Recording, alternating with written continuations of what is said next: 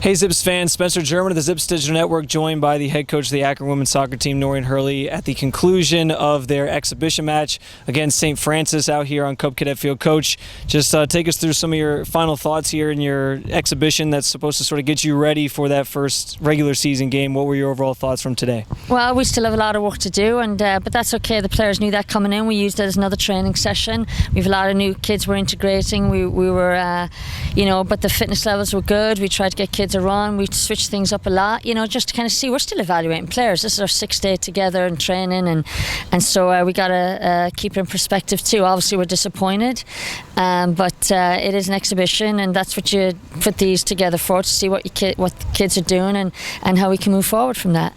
I saw you a few times kind of sit down, open your notebook, make some notes. Just take us inside the notebook of the head coach of the Akron women's soccer team. What were some of the things that you were writing down for your team moving forward? Well, I think it's not necessarily the notebook of just the head coach. We all put our heads together and stuff like that. But it's just like looking at things what kids were doing, just areas that maybe we can improve on.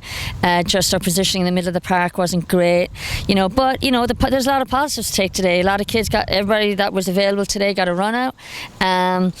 I thought we came out very lively, very sharp. We were well on top in the first 20-25 minutes. We could have had 2 goals there, but when you don't put away those opportunities, they sometimes come back to bite you. But lessons learned from these young kids. But we certainly weren't a void of opportunities created, which is important.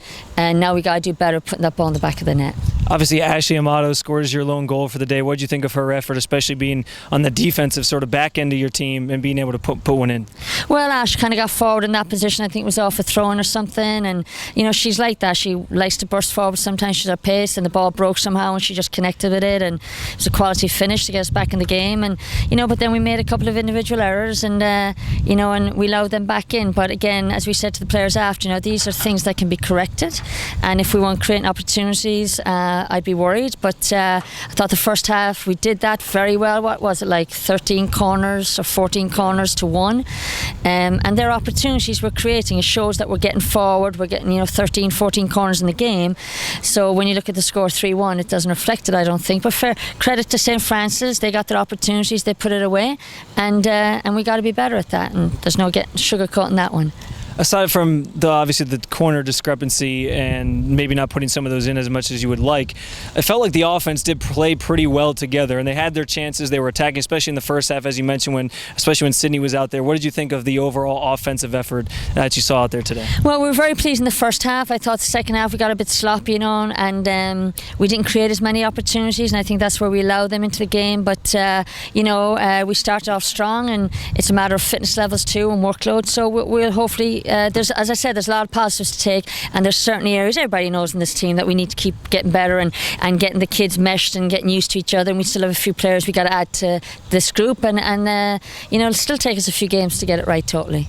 You mentioned earlier just the getting everybody to play in the game. How valuable is that for your team, especially a team obviously that numbers-wise you're a little short-handed right now, to get them out on the field, get them that experience before you begin the regular season?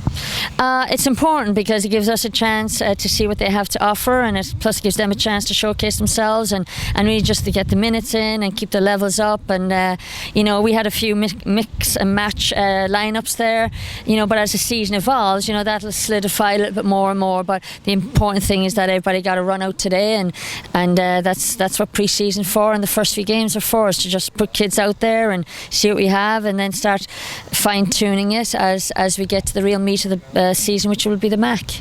And obviously that first game of the regular season just 10 days away, coming up next Friday against UNC Charlotte right here at First Energy Stadium at 7 o'clock.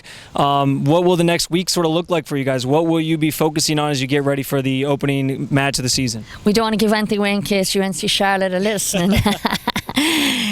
Rest up first, that's the key. Rest up, take a look at them tomorrow.